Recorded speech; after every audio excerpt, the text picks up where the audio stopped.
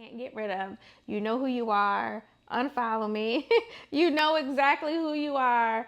Unfollow me because I know. What's up, everybody? It's your girl Bella. We are here on the Cousins Couch for our very first cheaper than therapy session. Okay, so basically a long time ago I used to do TikTok lives, and one day I got on TikTok live and I said, you know what, I got to get some stuff off my chest. What happened? I just started ranting, raving, and just letting out my emotions. And I said, you know what, this is cheaper than therapy. And ever since then, it started a segment when I was doing TikTok lives. I decided to bring it over to my YouTube channel. So this, again, is the very first episode of Cheaper Than Therapy. Today, I'm just going to be by myself, but in the future, we will have some guests to come sit on the Cousins Couch with me, and we'll get into what's going on in their lives, what's going on in the world, how it's affecting them, and just basically whatever they want to get off of their chest. Some of it will be lighthearted, and some of it will be some real deal therapy. But with that, I always say I'm not a licensed therapist. However, I am judgmental and opinionated. So whatever you guys have to say, just make sure you leave it in the comments. Make sure you send in questions. Make sure you just basically engage. And with that being said, I have a list here of things that I wanted to talk about in my cheaper than therapy session. And the very first one goes out to YouTube. And YouTube, unlike any other social media site, does not allow you to manage your subscribers. So if you don't want someone seeing your page, you cannot block them. You would have to write to YouTube, and YouTube only blocks people when they are harassing you in your comments. So let's just say you break up with someone and you don't want them keeping up with your life. You don't have a choice. They're going to see everything that you do, everything that you publish, unless they unsubscribe themselves. So that was the first issue I had that I wanted to talk about on the couch. Okay, let's keep going down the list. Oh, yes, yes, yes, yes, yes. I wanted to talk about churches that charge people to have funerals there, but have been members for a very long time. And I remember so many, obviously, people dying. And I understand, like, if it's someone, let's just say it was my mom and she had kids that didn't go to the church or whatnot, I understand giving that particular person a discounted price, right? But when a member of a church who has tithed 5 plus, 10 plus, 15 plus, 20 plus years passes away into a church, and the church wants to charge them, okay, because that's something that they do. They charge their members to have a service there. Now, don't get me wrong. We know lights have to be paid. We know, ushers coming in have to be compensated in some sort of way. But we're talking about literally in the matter of death, when people are grieving and are at their loneliest or at their lowest. And a church, again, that someone has tied into is charging the family to occupy that space for 1 to 4 hours. I know lots of churches give back. Again, I understand that people have to be paid for their time, but I do think that members who have paid into a church for over a certain amount of time should not be charged with, the family should not be charged at all for funeral services. Okay, we'll just leave it there. I think it's tacky. I think that it is unfair if, let's just say, my mother tied over $50,000, $60,000 into the church over time. I am almost sure she didn't use $50,000, $60,000 worth of church services. Now, I know money comes in, money goes out, for the neighborhood, the community, and any activities that they have going on. But to charge the members of your church, I need the churches to do better. And this is coming from a place where recently some of my cousins, their dad passed away, and the church wanted to charge them to have the service there. Now, when you sit in the service of this gentleman that passed away, and you hear good thing after good thing, and it wasn't just because he died, he was a good man, and you hear good thing after good thing, and how he poured and how he sowed and how he poured and how he sold, and then the church goes, I'm just making up a figure here, don't quote me, $2,000, and you're like, what? He sang on your choir. He did fellowship. He traveled and did fellowship. He did all these kinds of things for the community, and you want to charge my family? And so you really start to see how people act in death. And again, I'm speaking for long time, lifetime committed members. I understand outside people. I'm talking about lifetime members. I didn't like it when they did it with other people in my family. I don't even know what happened, right? I'm just speaking on the topic in general. It sucks. It's a bad practice, and churches need to do better. Okay, we're going on down my list. The next, number 3 on my list, we are talking about my neighbor. Okay, so my neighbor is the only one on my floor with a cat. There's 4 units on my floor, and I know this because we have I just know it. You know your neighbors, right? There's only 4 of us. She put her kitty litter outside, and I guess some of it spilled or whatever onto the shared balcony, and she did not clean it up. And it looks like she just like kicked it around with her foot, and there's still some out there. And I am going to write a letter, but I'm going to type it and print it and tell her to go clean the balcony because it's nasty. So this is not the first time she's done it. It's the second time. And I'm not going to mention the first time because then she would absolutely know that the letter came from me, because the first time she went to go take the kitty litter from, we're on the 3rd floor, down to the ground level where the trash cans are. And there was kitty litter from our shared balcony door all the way down the steps. And it stayed there until the rain carried it away. It took like 2 or 3 rains to get all of the kitty litter off of the steps. And I just think that's disgusting. So hopefully, since we are in such close proximity to each other, she watches YouTube, and my YouTube will just pop up on her channel, a suggested channel, and she'll see this because it's nasty. And I don't want to say her name, for legal reasons. Nobody on the Cousins Couch will be saying any correct name. So if you hear a name, it's made up, it's fictional, you cannot sue. But neighbor, I need you to get it together, okay? All right, we're going down the list. Okay, let's talk about people who steal packages. I can't even, now I have a secure building. However, people have figured out a way how to get in my building. They see that like my building on my street is one of the only buildings that doesn't have concierge, and they have figured out how to get into my building, and they steal packages. And not even just here, right? Because I'm in a city. This happens all over the place. We see it happen in very rural areas where people will just sit outside a house because the house always gets, new or packages all the time, frequent packages, and then they'll just like steal it sometimes out of the carrier's hands. And you don't even know what I'm ordering. You don't know how random my orders are just to steal it, not like it, and discard it, right? So like, what are you gonna do with the dresses that I order? What are you gonna do with the lash glue that I order? What are you going to do with the press-ons, the books I order for my daughter? What are you gonna do with the old iPhone case from iPhone 10, right? Stop stealing people's packages. It's just not a good look for you. It makes you look very poor, and it sets everybody back. It sets the manufacturers back, Amazon back. Now I have to wait another 2 to 3 days for, a reship.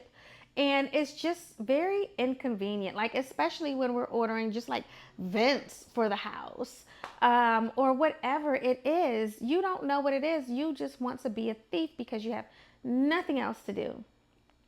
Please get a life. If that's your brothers, if that's your cousins, everybody needs to get a life. Everybody needs to go get some type of training and order their own stuff, okay? We're going down this list, okay?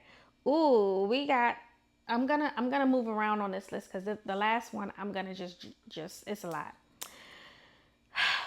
Stores don't open early anymore. Stores will open at like 10 a.m. versus 8 a.m. when they used to, truly open 8, 9, 9:30. Stores are opening at 10. I understand a lot of our workforce died with COVID. I understand that. However, there's a lot of people out here that are looking for jobs that can work in these spaces and supply the demand of people opening up early. This really came from a rant that I stitched earlier on TikTok. This young lady was talking about how her and her friend went to go look at an apartment and the appointment was set for 10. And so she gets there and only the person who opens the building is there, like the leasing agent is not there. So 10:10 comes and they're still not there. So they go and look and they verify that they made the appointment for 10. And everybody's like, 10 o'clock. Why are you getting to work so late? A leasing office is supposed to be open during the same hours, as a regular business. But what are business hours now, right? Post COVID. And so I was explaining on my stitch my feelings about it, and I would say, okay, let's just say I'm looking for a new home and you don't get until 10. So the earliest I could make an appointment is 10. Now, had it been earlier, right, 8, 8:30, 9 o'clock, I would have only had to take like an hour or so of leave to go look at the apartment. But now that it's at 10, that's like a half of a day, right? And what about that is okay? They have so many people in leasing positions that are just very unprofessional, aside from the time that I'm supposed to be talking about. And they are just, I'm just going to say, they're not good people. They're not nice people. They don't care. That's why you have such high turnover rates in certain areas and certain buildings under certain management, because you are hiring people that don't have good customer service skills. Now, I know I just segued into a whole different topic of conversation, but it all boils down to, and is all similar, because you're not opening up at 8 a.m. I remember when Targets honestly used to open up at 6:30, and I remember that because there would be days like when the schools send home Spirit Week stuff at the last minute, right? And you're like, where am I gonna get a green shirt and some red socks? And you're looking at this list and it's the end of the day and it's like, okay, I gotta put the kid down. And then you get up early to go make sure you have the supplies for your kid for Spirit Week or whatever you're looking for. And you were able to get into Target at like 6:30, 7 o'clock. And I know the earliest in some areas, and it's spread out, some areas you can only get into Target as early as 8 a.m. And to me, as a mom that may need diapers, any mom that may need milk, that may need anything, that is very late. If you didn't want to pay the high prices of like a grocery store, which I believe the grocery stores still open at like 6:30, but I'm just carrying on and I'm just talking like, let's get back focused, okay? So that particular rant, although I went all over the place, was specifically about stores not opening early anymore. And it's just not good for business. They just need to hire more people. There are people that want to work, but they're not hiring people. What do they keep calling them? Ghost jobs. That's a totally different subject. That's a totally different day. We can get into that, but not today. The next thing that I'm going to talk about is people who suck the energy out of you. And what they're known as is right. What they're known as is energy vampires. And it's the people who are never happy. It's the people who always look to you to cheer them up, who always look to you to pour into them. And I'm talking about the people that take. I'm not necessarily talking about the people that give to you too. But in some instances, it's them too, because you have people that will, the 50-50, pour and pour, you go back and forth. And then you have people that only give the 20% and then look to you to keep giving you 80, 80, 80. And it's just like, babe, this is not working out for me. So I have different instances that, I could possibly talk about. But if I did, those people will know exactly who they are. This is gonna semi-segue into another topic, and I will bring everything back together so it all adds up. There was this, again, lady on TikTok. It got taken to Twitter, so it was a Twitter topic. And they were talking about how when a woman goes out on a date, is she having fun because of her energy and the vibes that she brings, or is she having fun because of the energy that the guy brings? And a lot of times a woman is literally the vibe. The woman is the personality, the one who thinks about, oh, okay, yes, let's do this, and this, because I don't want to say it like that, but there are men that plan dates, but are they planning dates? They could say, okay, let's go bowling. Men usually emulate the personality of the person that they're dating. Let's be for real, right? And with that comes so much. And I often say that women like men when they're in a relationship, because the men are being exposed to new things and it looks like they're planning all of these dates and going to all of these places, when really it's the woman that's behind the scenes that wants to do everything, that wants to go to these places, that is being the driving force to say, it's not okay for me to just sit here. I don't just want to go out to eat. I want to do activities. I want to see the world. I want to take a short day trip. I want to take a short weekend trip, right? Where you could just get in a car and drive. And many men don't put that together. In my experience and homegirls' experiences, and I'm sure a lot of people can relate. I'm not saying that there are men that don't. I'm not saying that at all. But what I'm saying, it is very far and few and in between that can truly put together, let's just say, a weekend trip to either, we're in Maryland, DC area, so you can go up to the Philly, you can go down to the Richmond, you could go, west to wherever, really Eastern Shore. You stay in Maryland, right? Down to Ocean City. But how many men are truly putting that together? And not many. We can get into so many topics that stem and reach out from the energy vampire, because it's just like, bro, I'm here and it's always something. It's always something while you're down, and oh, life is just kicking me. Baby, life is kicking me and everybody else but on this earth as well. It's how you deal with it.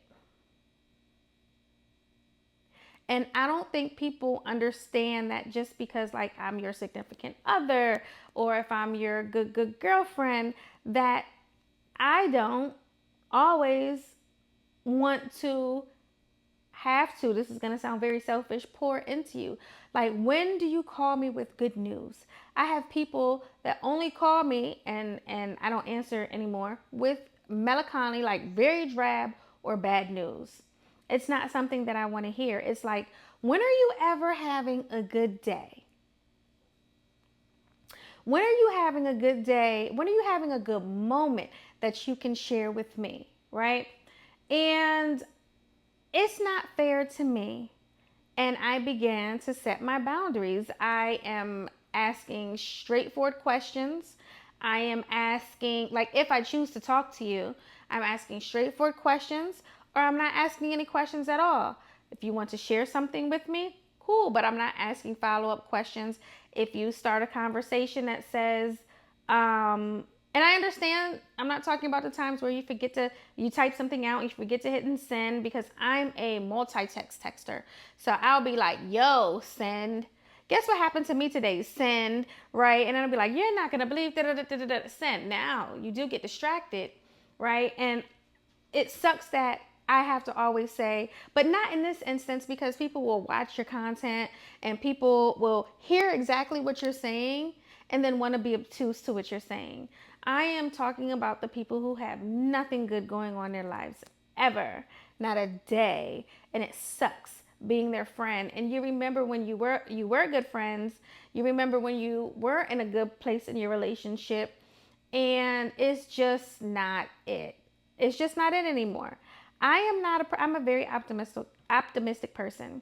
I like to see the glass half full. I like to say that the sun is rising and the sun isn't setting. I like to, just be in a happy space more often than not. And when I'm not in a happy space, I like to be by myself. And I'm not saying you're going to have all good days. And I'm not saying you can't have a bad moment in your day. But what I am saying is, and I'm not saying, we're going to go one more, that you can't come to me and you can't vent and you can't feel like you can express yourself. But you have to also balance that out with, what good are you telling me? What happiness are you bringing to me? And it's not just about, oh, how was your day? Okay, that's good. Let me pour, pour, pour. And it's just like, oh my gosh, sour, sour, sour apples, bitter, bitter, bitter. And it's just like, oh gosh, I can't. And it sucks. And it starts to have a strain on your relationship with whomever that is, right? And guys, you never know what somebody is going through themselves to smile every day, to wake up and push forward. And, I've had so many people. I remember when my mom died, somebody was like, you seem to be taking this very well. So I responded to them and I said, do you want me to answer the phone when I'm crying? Do you want me to call you and FaceTime you when I'm crying? And so how I present myself to the world, right, is so good sometimes. I don't want to say masked, because it's not a secret. It's not fake. I just want to say I like to present myself to the world because I don't want to be a downer. I don't want to be a Debbie Downer. And sometimes people just don't get that. I don't want to be a Debbie Downer. I don't like Donald Downers around me. I don't like people that are constantly bah humbug, constantly. It's heavy. Is so heavy. And I have had recently, when I say recently, over the course of 2024, and that is recent compared to 39 other years of my life, or if you even want to go back and just say 19 years prior to that, when I was 19, to set the boundaries and tell people, hey, we're not doing this. It's not okay. It's not good. I want to talk about myself just a little bit more, then we're going to wrap this first episode up. I want to talk about myself. I want to talk about my relationship status. I kind of want to keep you guys in the loop of that, because if you remember my OG channel, yes, this is a 100% rebrand. If you remember my OG channel, it started out with 100% of me talking about my dating life. And my channel grew that way. And who knew, right? So I know this is going to sound crazy, but to me, who knew 230 people wanted to watch me talk about my dating life when I had other people on the show talk about their dating life? Excuse me. And who knew? And so I hope, before I get into that, Cheaper Than Therapy will continue to grow my audience, will continue to enlighten people and bring joy to people. And again, like I said, every episode is not going to be up. We are in a therapy session right here. It's Cheaper Than Therapy, y'all. Pay attention. But who knew? And I am grateful for every subscriber except for some, the ones I can't get rid of. You know who you are. Unfollow me. You know exactly who you are. Unfollow me, because I know you got this far in the episode. I know you did. With that being said, let's get into my dating life and then I'll wrap this up. So I am single. I have been single for several years. I know you guys are going to be like, girl, didn't I just see you here or there with that person or this person? Baby, let's talk about it, right? Because in order for you to understand me, why I think the way that I do, you have to get into my business just a little bit. And I will say that because I am running for Miss Maryland, Miss Black Maryland 2024, a lot of this is not as raw as it could be, as it has been, because I just can't do that anymore. I just can't. Not while I'm running. I still, have an online presence, a modest online presence to maintain. However, by still doing Cheaper Than Therapy and working on projects that I was doing before I decided to run, I'm still being true to myself by recording this and continuing to do what I was doing in my personal life, just on a different level. So that is part of, the name change. That is part of, building everything under the Bella Collective versus just having the name of my podcast here, my separate, Reminisce over here. We'll get into Reminisce one week. And everything is now just under the collective. And that website should be up within the next week or two. We've been working on that. We've just got to get pictures put up. And I think that will be so amazing, so great. Okay. My personal life, guys. Like I said, I ain't even gonna hold y'all here long. There's not many updates. I am very, very, very, very single. But I am also open to dating, mingling, and just having fun. All last year, 2023, I grieved a situation. In 2024, I healed from the situation. So I can say to you today, I am healed, I am happy, and I am ready to move forward in my dating life. We are here to have fun. We are also here for intent. Like, I know who is here for fun. And when I say fun, I mean we can go out, we can hang out, companionship. That's what I'm talking about is fun. I know when I will be ready to date for intent to marry, because I know what my husband looks like. I know what my husband smells like. I know the color of his eyes. I know the color of his skin. I know the color of his skin. And I haven't met him. And I get excited about it. However, I still get excited about regular dating too. So if you want to take me out on a date, you can either DM me, email me, hit one of the homegirls, and she'll put me in contact with you, more than they won't give out my telephone number or anything like that. But also, you have to be my type. I might be your type, but you might not be mine. So just take that into consideration. Okay. I'm not even gonna hold you. It's not that much to catch up on. You know what I'm saying? What did Shorty say? You can't compete, but you don't compare, and you don't talk about what's not important. Period. So with that being said, it's a wrap for the first week of Cheaper Than Therapy and with me on the cousin's couch. Now, often it'll be just me catching up on things that have happened in the last week. I'll get to current events at some point. It's just whatever I want to talk about, whatever was on my heart for that week to share with you guys. That particular week to share with you guys. But when I get these people in this hot seat, I do already have questions, like maybe top 5 questions that I'll ask every guest, or maybe not, to keep it, spicy. I can't wait till I have some guests here. It's going to be just like this. I'll scoot over. I've got some mics. We're going to have a good time. This is going to be a great series. This is number 1 out of infinity, so they are in order. This one is considered 1 in 2020. Oh my gosh. Number 1 in 2024. Where are all those numbers coming from?